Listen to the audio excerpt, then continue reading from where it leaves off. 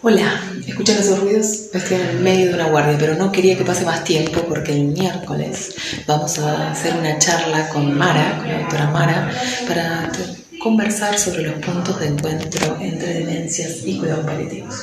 Vamos a estar hablando de final de vida, voluntades anticipadas, el concepto de fragilidad, qué nos pasa a nosotros, el cuidado del cuidador y muchas cosas más. Así que los esperamos este miércoles 5 de la tarde. Chao, sigo atendiendo. De este miércoles a las 5 de la tarde con Guadalupe Colombo Paz, psicóloga especialista en cuidados paliativos, y estamos recibiendo algunas preguntas que vamos a debatir mañana juntos, como ¿cuál es el límite entre eutanasia y muerte digna o buen morir? ¿La medicación que da un médico paliativista siempre es morfina? ¿Cómo, cuándo y por qué se decide ceder a un paciente? ¿Dónde es el mejor lugar para morir? Intentaremos responder o debatir al menos sobre esto en unas horas. Los esperamos. La idea es que sea un espacio de conversación, tal cual fuimos pensando, tiene puntos en común las demencias y los cuidados paliativos, y hay un momento en el que, bueno, todos creo que quizás en algún momento necesitaremos cuidados paliativos.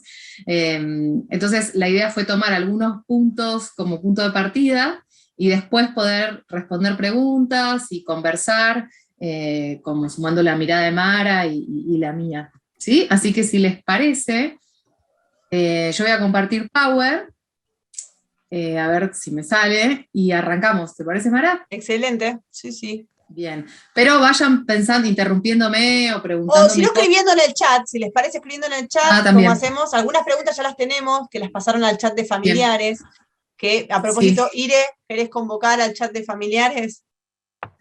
Sí, todas aquellas personas que quieran sumarse, tenemos un grupo de WhatsApp que se llama Sostén Familiar, y ahí, bueno, los familiares comparten lo que quieren, lo que sienten, si tienen necesidades, y se van haciendo sugerencias entre todos, compartiendo experiencias, acompañando muchas veces. Hubo algunos familiares que fallecieron en estos días, así que bueno, a la distancia o no, vamos acompañando a los familiares, y bueno, los invito a que si quieren pongan sus teléfonos completos para quienes no son de Bariloche, con todas, con las características, así los sumamos al grupo. Excelente. Gracias, Ire. Bueno, Irene y Flor son dos voluntarias acá firmes del grupo Alma Bariloche, que después las presentaremos. Bueno, primero que nada era compartirles qué hace una psicóloga en cuidados paliativos, y compartirles un poquito cómo trabajo. ¿Sí? Si bien trabajo en distintos lugares, en el ámbito público y privado, a veces cuando vienen a rotar distintos médicos o distintas psicólogas de otros espacios donde no se encuentran con que es un modelo diferente al clásico en salud mental. Entonces quería simplemente compartirles por qué y cómo trabajo. Al trabajar en cuidados paliativos, donde nos encargamos de enfermedades que amenazan la vida y todo lo que eso dispara en la persona y en la familia, nuestra unidad de atención es paciente y familiar, nunca lo podemos disociar.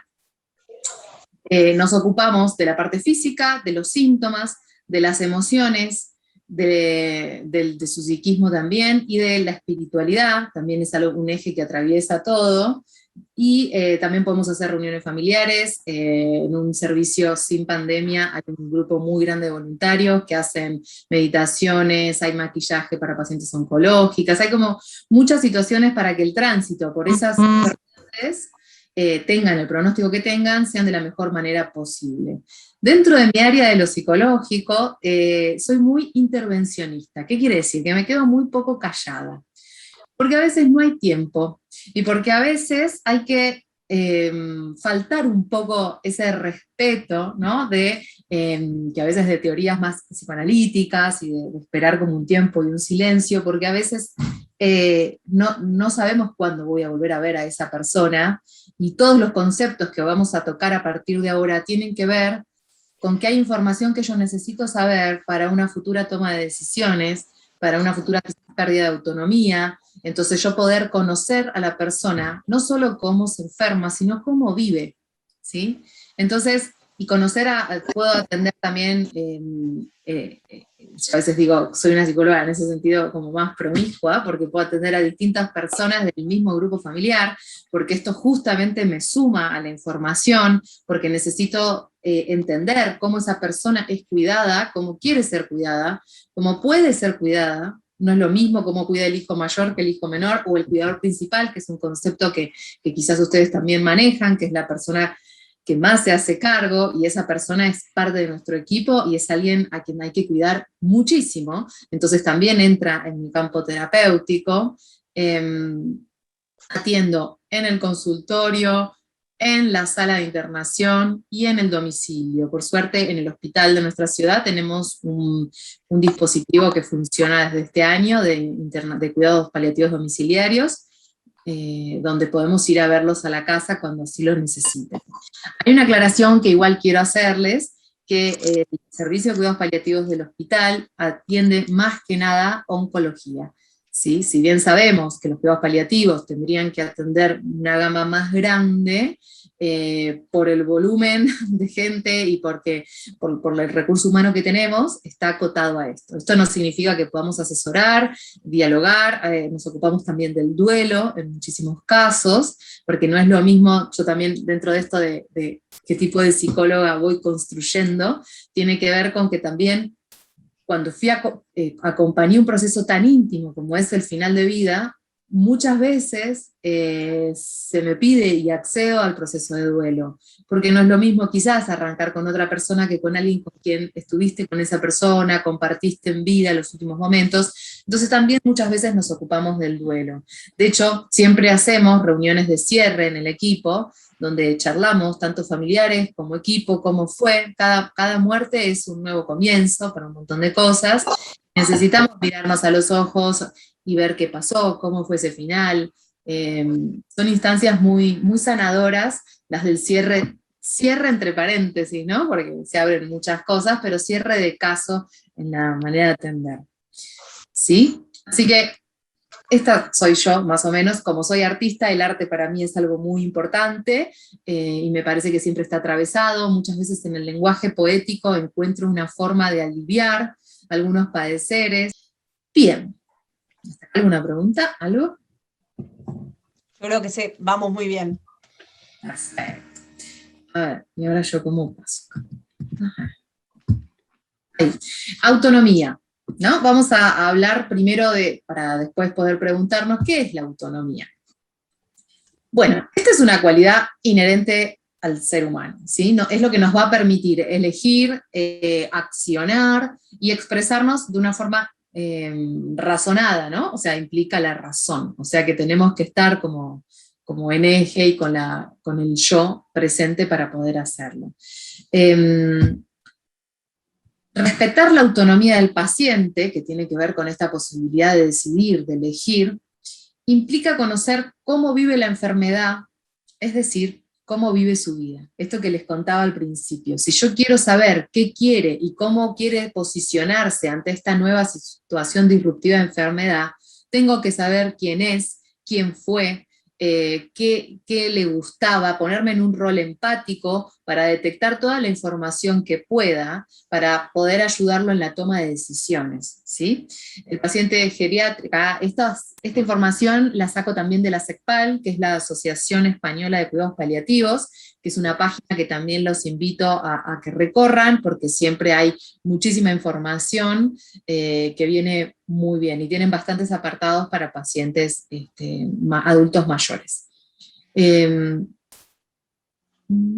Bien, lo que dice entonces es que no hay que quedarse solamente con esta cuestión técnica, sino que tengo que entender a quién tengo adelante. Si no, va a ser imposible que yo respete su autonomía si solo respondo de una manera autómata.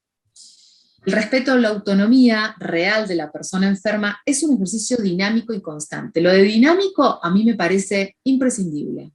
No, la persona que tiene un recorrido en la enfermedad no es la misma al inicio, en el medio, que al final, no es la misma hoy que mañana.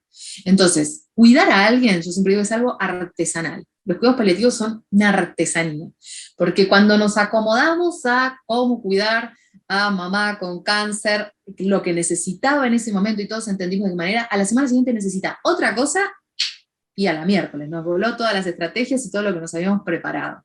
Entonces implica estar en estado, es como una gimnasia, en estado de renovación y de actualización, como en la compu, para ver, bueno, ahora en qué fase estoy.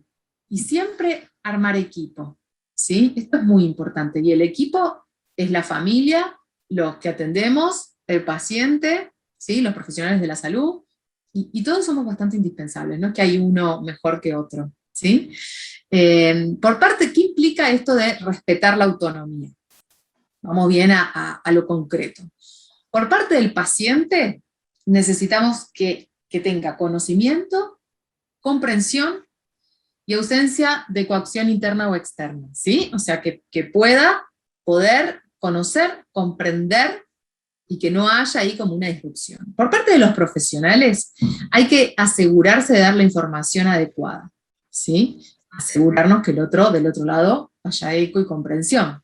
Tiene que haber un conocimiento de las capacidades cognitivas del paciente, ¿sí? Nos pasa, por ejemplo, muchas veces nos toca atender a pacientes analfabetos, entonces esto implica otra forma de dar la información, otra forma de dialogar, otro tiempo para que el otro entienda esa mala noticia, ¿no? El proceso de cómo dar malas noticias es algo sobre lo que los paliativistas estudiamos un montón. A veces viene el oncólogo, pero ya le dije, y uno dice, bueno, no importa que ya le dijiste, hay un proceso de comprensión de esa mala noticia, y no es lo mismo si la persona es analfabeta o no, si tiene 15 que si tiene 20, si acaba de llegar de España o si vive en Jacobasi, no es lo mismo. Entonces, entender todo eso para poder asegurarnos, el conocimiento de las capacidades cognitivas del paciente, y el entendimiento del proyecto existencial, ¿sí? En dónde estaba, en qué momento de la biografía de esa persona sucede este hecho disruptivo.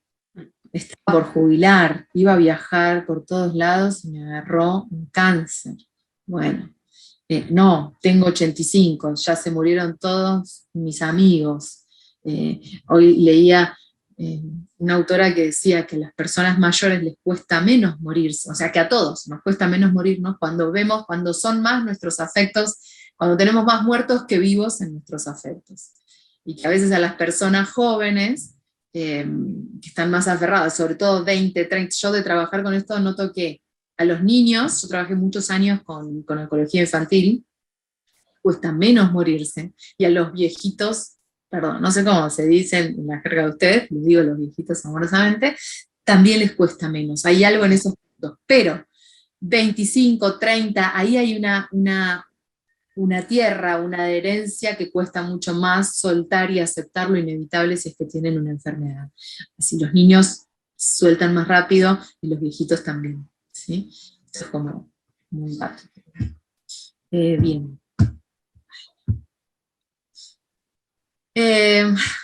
Bueno, esto era algo para leer, pero es medio largo. La imposibilidad de ejercer el derecho de decidir sobre la propia vida significa no poder decidir dónde vivir, con quién vivir, cómo vestirse, qué comer, a dónde salir, cómo administrar el dinero, planificar el futuro, hablar sobre lo que se desea y llevarlo a cabo. Es decir, que no decidir sobre la propia vida implica no ejercer los derechos humanos fundamentales: el derecho a la vida, a la libertad, el derecho a la libertad de expresión y de pensamiento, el derecho a la privacidad, a la sexualidad y a la educación. Imagino que esto les suena porque a veces acompañamos personas que no tienen esta autonomía por alguna cuestión, entonces es como una sensación que vamos a ir hablando de cómo es acompañar y cómo es respetar una autonomía cuando esto que estamos diciendo que se necesita no está tan claro. Vamos a hablar ahora un poquito de las voluntades anticipadas, ¿sí? Porque a veces esa autonomía en el presente, mi mamá no me está pudiendo responder qué quiere comer, pero si yo tuve noción de datos de ella y estuve cerca, hay algo en lo que yo voy a poder saber más o menos qué puede llegar a querer y qué no. ¿sí? Las voluntades anticipadas son es un concepto clave, que creo que tendríamos que hablar hoy en la cena con nuestra familia, tenga la edad que tenga. Yo a veces doy la charla y las personas vienen y me dicen, no, ese día hablé con mis hijos y les dije lo que quería, y mis hijos me dijeron lo que querían, y eso generó un tipo de diálogo que para mí es el quiebre de paradigma que tenemos que ir haciendo, que es naturalizar el proceso de morir, porque nos va a pasar a todos. Cuando nacemos no sabemos si vamos a conocer las pirámides, si vamos a tener hijos, y qué persona nos va a gustar. Lo único que sabemos es que nos vamos a morir. Pero después nos olvidamos. Y después, a mí me sorprende cuando la gente me dice, no puedo creer que tengo ganas, no puedo creer que me voy a morir. Y yo digo, ¿cómo? Yo lo pienso bastante seguidito, pero ¿cómo no lo podemos creer? Ahí hay algo que estamos mal como sociedad. Nadie te engañó. Desde el minuto 1 fue lo único que supimos. Entonces, bueno, empecemos a interiorizar esto, empecemos a nombrarla, empecemos a acercarla. Yo creo que esa es la buena cosa que trajo la pandemia, y es como que puso un poco a la muerte más en el diálogo, más como primera plana, y de los paliativistas en ese sentido sentimos cierta alegría, si se quiere, porque nos parece que facilita un poco las cosas y se va corriendo de ese tabú, ¿no? Que era como, bueno. La muerte, ¿te puedo decir algo, Guada, sí, querida? Sí, cómo no. Creo que puso la muerte y la vida en primera plana, ¿no? También. Sí. Porque hay mucha gente, en la medida que no todos pueden, pero mucha gente que está decidida a disfrutar y ser más consciente de la vida, el hoy por hoy, que lo que fue hasta ahora, prepandemia. Y te digo que todas las semanas tengo esta conversación en el consultorio sobre vivir mejor, calidad de vida. Naturalmente tuvieron menos trabajos en la pandemia, y me di cuenta que necesito menos y ya no quiero trabajar tanto. También cambió mucho el paradigma, y es una crisis, ¿no? Grande, mundial, sí. Y una posibilidad de la introspección obligada, pero la verdad que también es interesante porque a mí misma me enfrentó tanto con la muerte, que las balas te pasan por acá, que también dispuesta yo misma como ser humano, me corro de médica, de profesional, y digo, quiero disfrutar más, el hoy por hoy. Entonces también, no siempre decimos que la muerte es parte de la vida, es como, es parte de ese círculo, ¿no? Es parte de ese tránsito. Que no es posible concebirlo de otra manera, son como... Pero es un proceso de pensamiento, más en una cultura como la nuestra. Yo siempre cuento que en Alemania la gente, yo una vez acompañé a un geriatra en el consultorio, y fue un chico de 45 años, y le preguntó, dice, no, tengo problemas, me olvido algunas palabras, como que hablo más lento, voy a un lugar y me olvido de lo que iba a buscar. ¿Puedo tener Alzheimer? Lo preguntó con una naturalidad. Y el médico le dijo, bueno, puede ser, hoy no. le digo, wow, y acá somos tan paternalistas y con otra visión en general, ¿no? También eso pesa mucho en lo que hoy nos está atravesando. Pero creo que voluntades anticipadas es algo que, como vos dijiste el año pasado, que también estuviste con nosotros en la charla, fue algo que rescatamos y que muchos ese día lo hablamos con nuestras familias. Perfecto. Los que no, hoy de nuevo. O lo recordamos, porque también acá hay dinamismo. Yo me acuerdo que yo durante mucho tiempo decía que iba a donar mis órganos, y después durante un tiempo había leído algunas teorías espirituales y demás, y decidí no donarlos, y ahora decido de nuevo. Entonces, realmente mis voluntades anticipadas también pueden modificarse. O vi a alguien que siempre quise esto, y ahora vi a raíz de una experiencia, quiero modificarlo. Entonces, yo con mis familiares cada tanto seguís pensando lo mismo, querés más o menos lo mismo. Entonces, esas situaciones, me parece que también hay que entender que somos dinámicos. Todo lo que refiere al cuidado y a situaciones de finales de vida es dinámico, ¿sí? Como la vida, porque justamente es esto. Pero sí, me parece como muy importante rescatar esto de que pensar en mi muerte es pensar en mi vida todo el tiempo, ¿sí? Y preguntármela y saber que es posible, la mía, la de mis hijos, tengan la edad que tengan, porque nadie dijo que los niños no morían, nadie dijo que yo iba a morir recién cuando mi hija tenga 15 o 20, nadie lo dice. Entonces, vivamos sabiendo que vamos a morir. Las voluntades anticipadas representan un medio que expresa las opciones e instrucciones que deben respetarse, ¿sí? Es eso que yo dejo claro de distintas maneras, que quiero o no quiero que me hagan, ¿sí? Son cuidados que quiero recibir cuando se produzcan circunstancias clínicas que no me permitan expresar mi voluntad, ¿sí? En Estados Unidos es bastante común en las habitaciones ver no resucitar, ¿no? En el pie de la cama, la persona lo tiene ahí, entonces está charlando tranquilo y es fuerte, porque entras y, bueno, esto que decíamos, las culturas, ¿no? Nosotros los latinos somos más de la emoción y cómo qué voy a decir y qué va, pero la verdad es que tener esta claridad y poder decirlo está bueno. Para poder llevar adelante estas voluntades anticipadas, primero, una es esto de saber, o sea, cuando la persona pierde la conciencia se le pregunta al familiar o a este cuidador principal, bueno, ¿qué quería que, y esto es un derecho también, dice que termina en Nos 10 quedan minutos. 10 minutos, sí. ¿Y Cuando qué hacemos? yo te aviso, salimos antes de que se corte y volvemos a ingresar con el mismo ID, ¿sí? Ok, Con el mismo ok, enlace, con el mismo enlace. perfecto. Entonces, conocer qué quiere ese familiar mío es muy importante, porque yo voy a ser la vocera. A mí a veces me pasa como psicóloga, que un poco sé, a veces sé, por ejemplo, la persona, mira, mis hijos no me quieren escuchar esto, yo quiero ser cremada y quiero que la mitad de mis cenizas se vayan a Chile y que la otra mitad se queden acá en el cerro, no sé cuánto.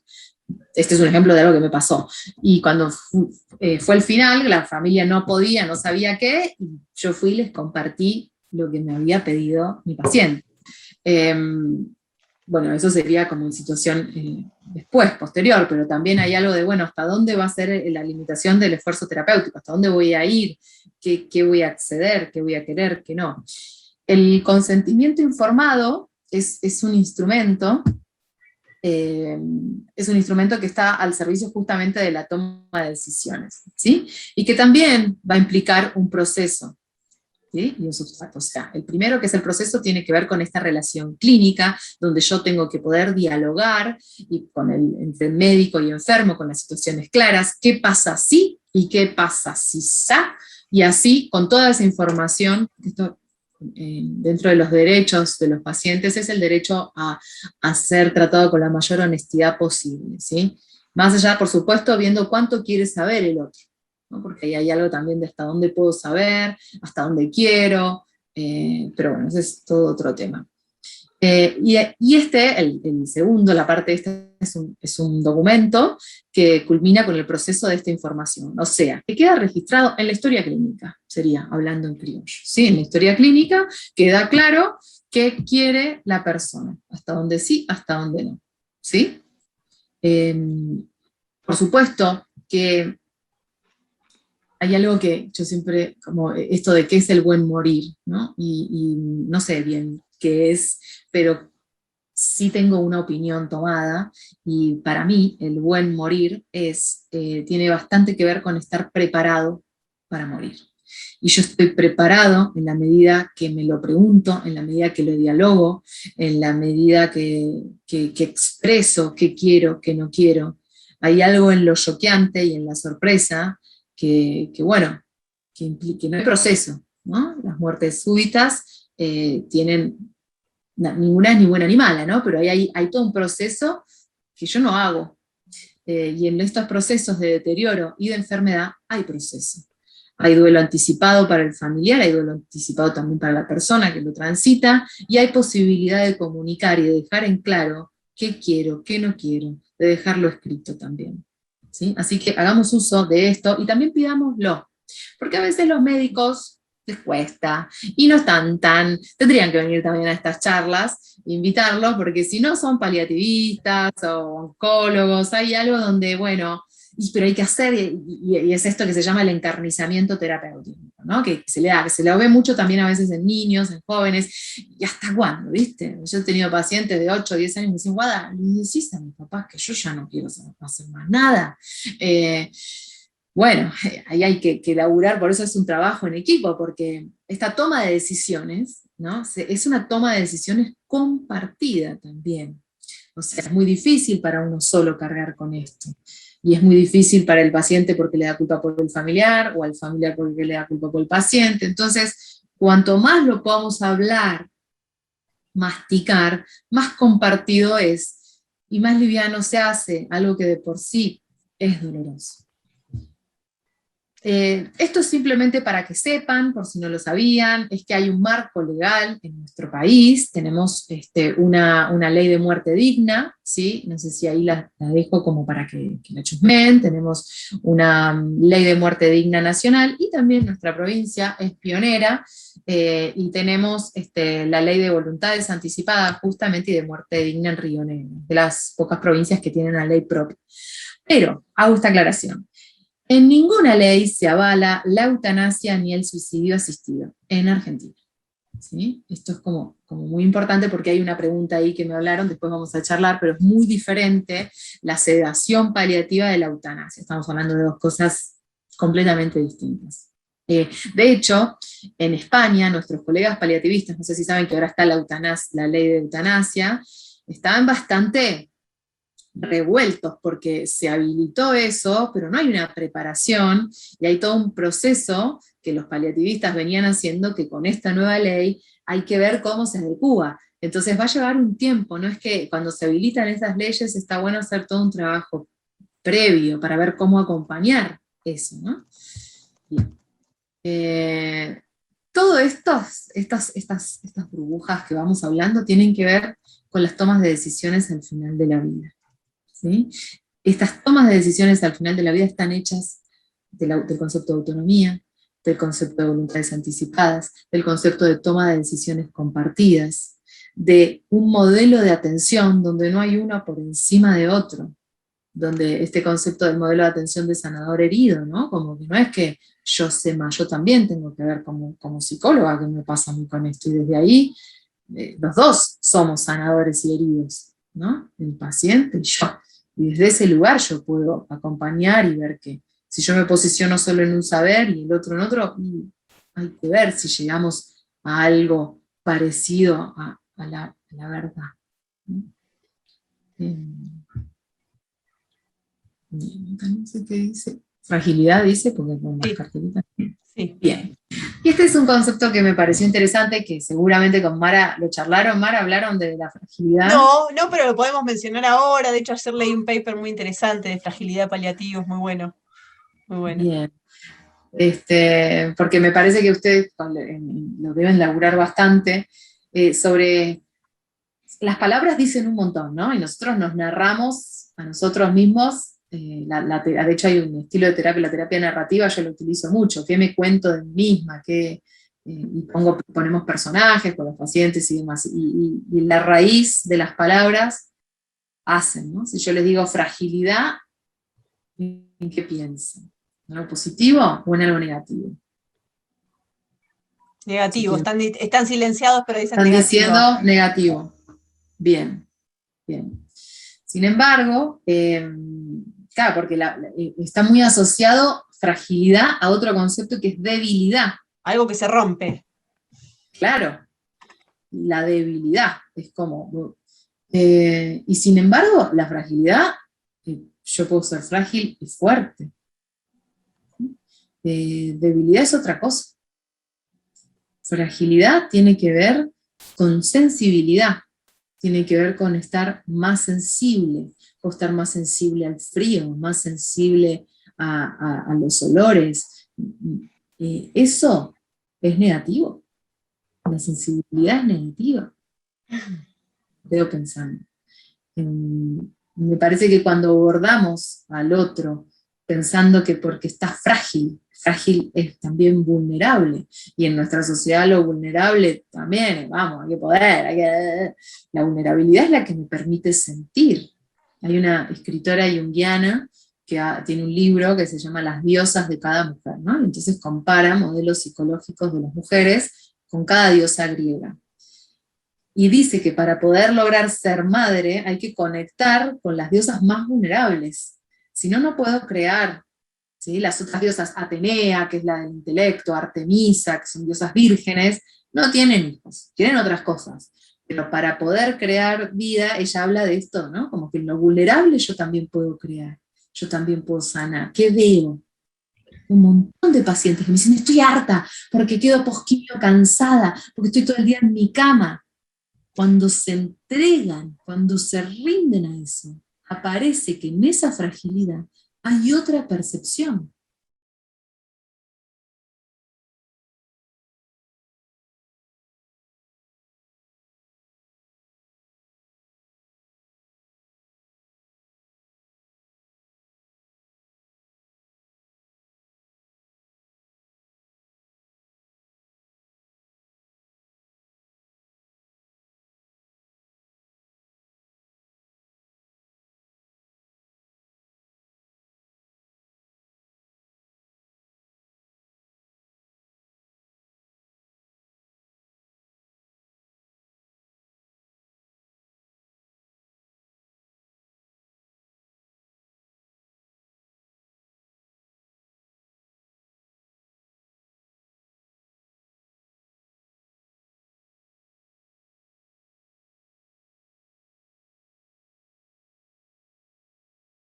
Entonces, esto de nuevo, ¿estoy acompañando a morir? ¿Estoy acompañando en el final de vida? ¿O estoy priorizando lo mío, mis creencias y lo que a mí me pasa? Es todo el tiempo como las flechas hacia adentro, de revisarnos. Es importante preguntar cuando una persona está en su sano juicio, por decirlo de alguna manera, hablar de esto. Y hoy que parece algo muy duro, muy difícil, pero hacer esta simple pregunta aliviana la carga de los que quedan vivos, ¿sí? De esa familia. Porque uno cree que conoce a su familiar hasta que hace la pregunta, quizás sí, quizás no.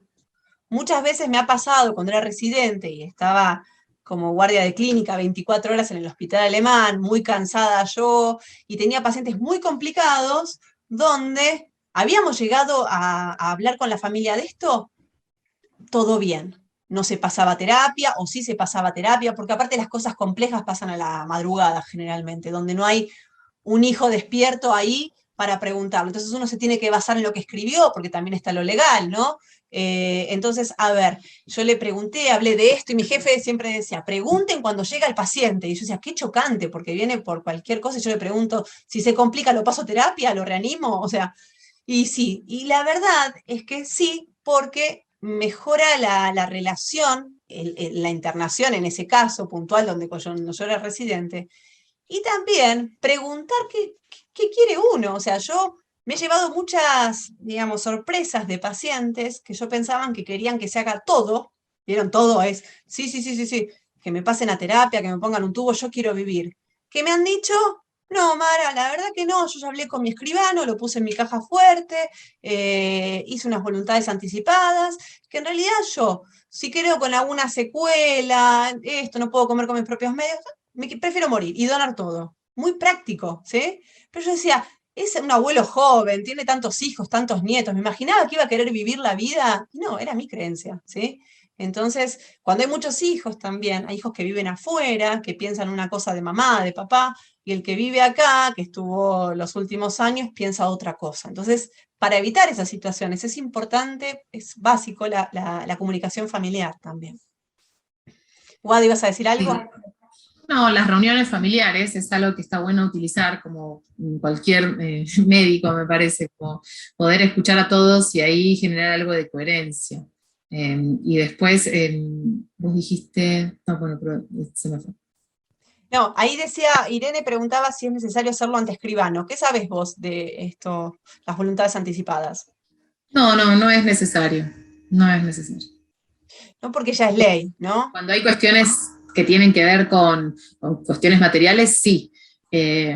Nos ha pasado de situaciones en las que también es muy importante los servicios de trabajo, de servicio social, porque también conocen determinadas situaciones, hay pensiones, hay cosas que si necesitan estar de tal papel o tal cuestión, ahí sí. Pero para estas cuestiones clínicas que estamos hablando del propio cuerpo, no es necesario el escribano. Bien. Otra de las preguntas era, ¿dónde es el mejor lugar para morir? Bueno, excelente esa pregunta. Depende para quién, ¿no? Sería mi respuesta. Me parece que el mejor lugar para morir es donde la persona esté tranquila, donde yo puedo, y esto varía muchísimo. La verdad es que en una época los paliativos estábamos muy con la bandera de que hay que morir en el domicilio, porque ahí están cuidados, las personas, y qué sé yo.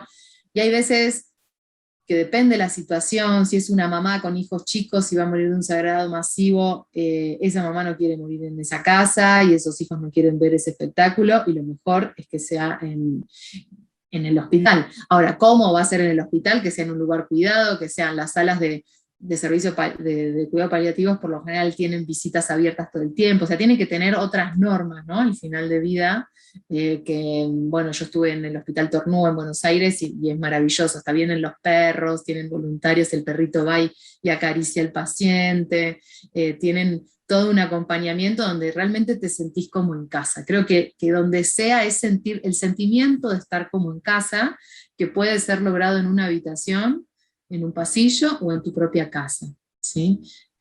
Pero es muy singular, es muy única esta respuesta. Buenísimo. Sí, vos sabés que yo a veces cuando los preguntabas a los chicos, todos decían en la casa, los residentes, ¿no? El mejor lugar para morir en la casa. Y con el tiempo fueron cambiando, por supuesto, de opinión. Tiene que ver con la capacidad de respuesta de la familia, con el entorno. No todas las familias tienen la misma capacidad de respuesta, ¿no? Y para llevar el día a día. Sí, a veces, por ejemplo, Sí. pasa en nuestra zona, en nuestra ciudad, a veces la causa de internación es el frío.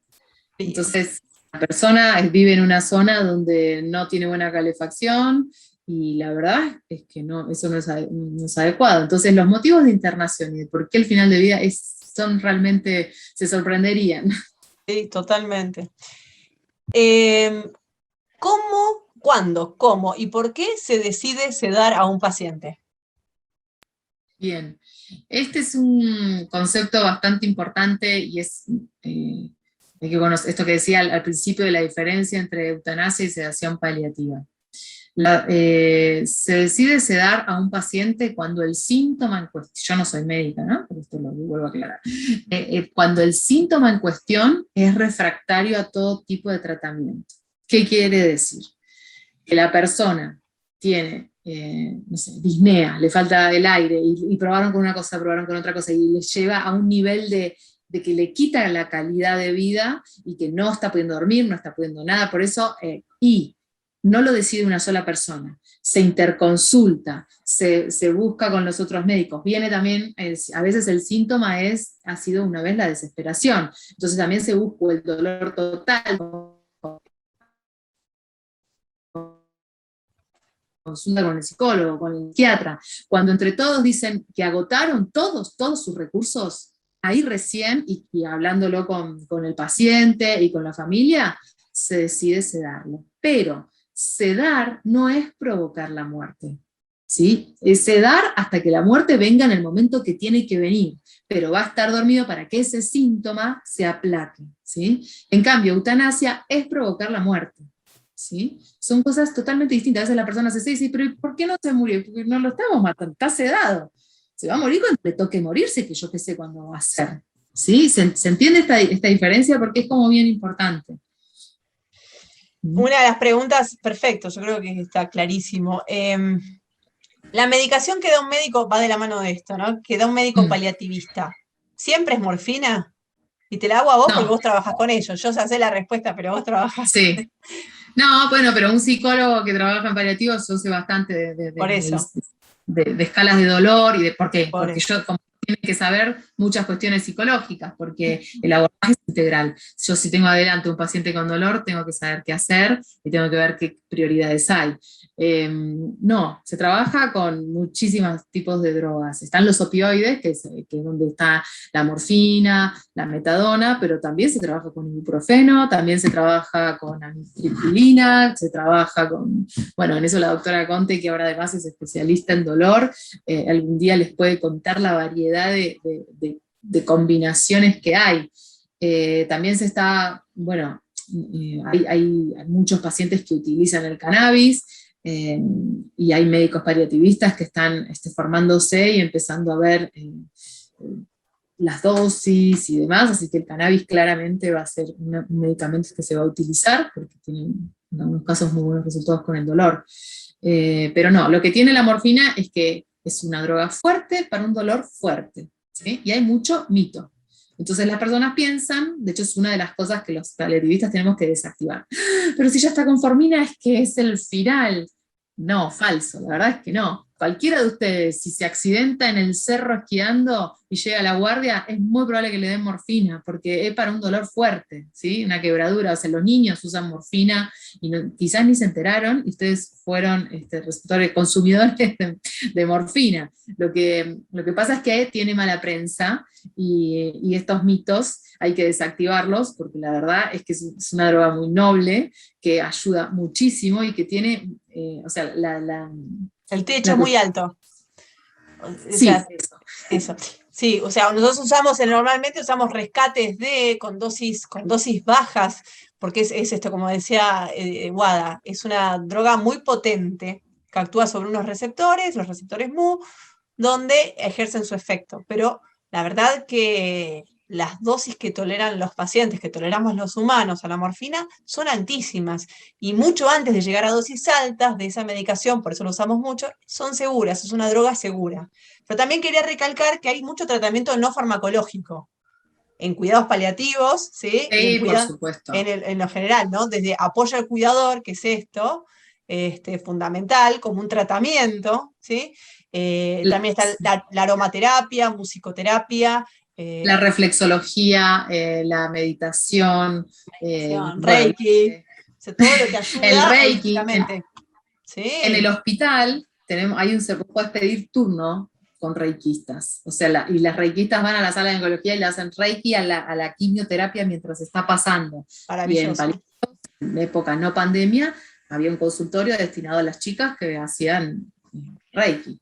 Es totalmente eso. Y nunca se niega lo que el paciente trae, ¿no? Hay distintos tipos, bueno, simplemente sí es saber qué está tomando para ver que pueda ser compatible con la droga alopática que esté dando médico. Y de la mano digamos, de la medicación que se usa en cuidados paliativos, también es importante aceptar la revisión de la polifarmacia, ¿no? Digamos, los adultos que llegan a una fase terminal de una demencia, también muchas veces están arraigados a medicación crónica, que es para prevenir enfermedades a futuro. Una fractura de cadera en 5 a 10 años. Un infarto agudo de miocardio en 10 años porque tiene valores de LDL, de HDL y demás. Entonces, a mí en lo personal, como geriatra, me apasiona el tema de polifarmacia y medicación inadecuada en el adulto mayor. Y es como, digamos, es un lindo desafío. Tengo que explicar remedio por remedio por qué lo saco, porque muchas veces espero el remedio del colesterol, pero si el cardiólogo le dijo que lo va a tener que tomar toda la vida, bueno, hoy no acepten que nadie le diga que esto es para toda la vida, porque la medicina cada 5 años cambia el 50% del saber. Entonces, no podemos decir que es para toda la vida, ¿no? Nada, nada, nada, nada, nada. Y también se comporta diferente la presión arterial. Sabemos que la presión arterial es dependiente también del peso. Entonces, a veces en este estado de fragilidad biológica pierden mucho peso, entonces la presión se normaliza.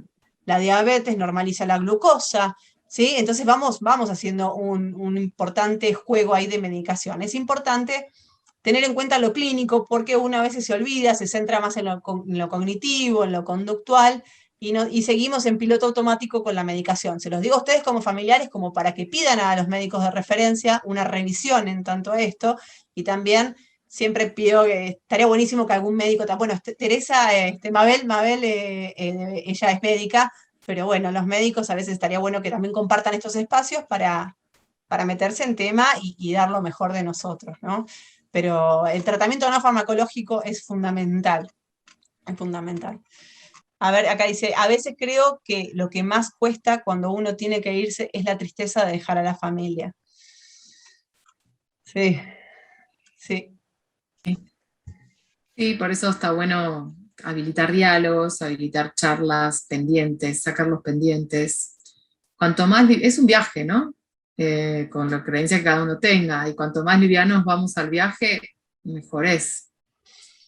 ¿Cómo hablamos sobre las voluntades anticipadas ahora con un familiar con el SEM? Cosa, Guadalupe, sí. perdón. Lo pendiente también es lo bueno, ¿eh?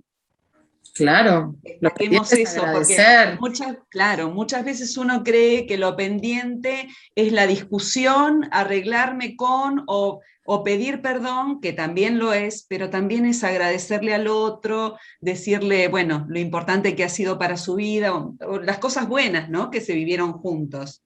Eso también me Sí, parece que está bueno. totalmente.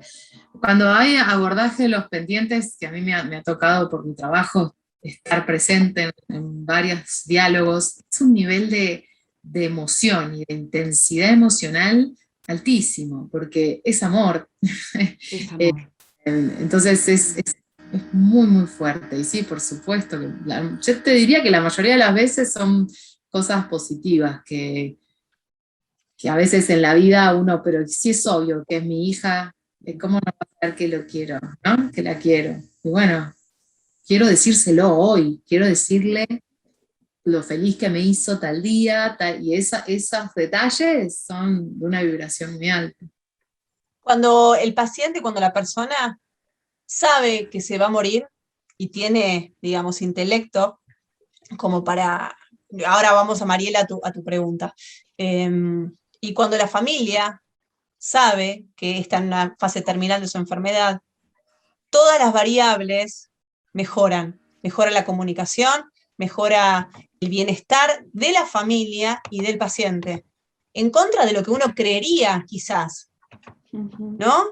Sin embargo, estos son trabajos que se han hecho en pacientes, y lo repasé esta semana, y veía los números, la satisfacción personal desde el momento que la persona dijo, ok, tengo el diagnóstico, ya no más quimio, no más esto, voy a vivir lo que me quede, y en esos meses todo fluyó de una mejor manera, tanto para el paciente como para la familia. Ahora, cuando uno niega las realidades, ¿sí? La realidad es otra, el resultado es otro. Esperamos que esta charla te haya sido de utilidad. Si es así, te invitamos a que la compartas y que te suscribas al canal de YouTube, así como que pases por mi página web, donde hay un blog y hay material descargable que puede llegar a ser también de utilidad. Recordá que estamos en vivo el primer miércoles de cada mes desde el Espacio de Alma, donde podemos generar un intercambio rico con diferentes profesionales de la salud.